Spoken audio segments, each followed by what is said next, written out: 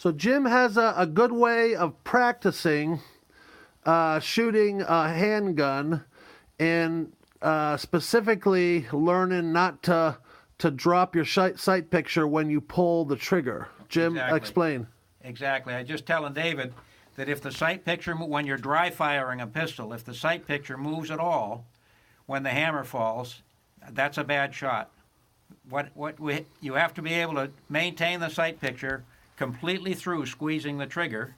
And what I do is I take a little piece of truck inner tube and I slide it right in this slot where the hammer falls, and that way you don't damage anything when you squeeze the trigger. It just falls against that rubber.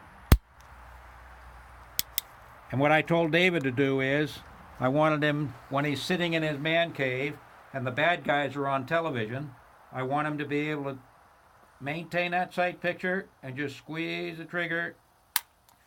And when it falls, that sight picture does not want to change at all. Nice. What David does quite often is, when it comes time to shoot, he'll give it a little tug. Yep.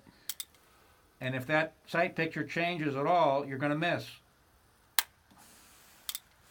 Makes perfect sense. So this is just home practice. So really, the thing is, I'm aiming it, but it doesn't make a difference if I'm aiming it if I'm changing my aim after I pull the trigger. When you pull the trigger, right, exactly. You've got to maintain that sight picture completely through the whole process. It's kind of like follow-through with a shotgun. So how big is that piece of truck rubber? Well, this actually is one I did for the Browning High Power, and we'll cut one a little bit wider for you, so when it goes in there, it'll stick in there a little better. Yep. But you can see, I think you can see, I get it out of there. You can see how many times I've actually done it, because that's where the firing pin rests. Yeah. And I've dropped the hammer on the Browning High Power that many times to actually make that little detent on top of the firing pin. Yep.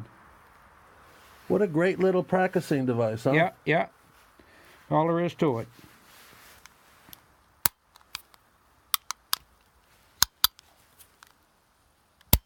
Thank you.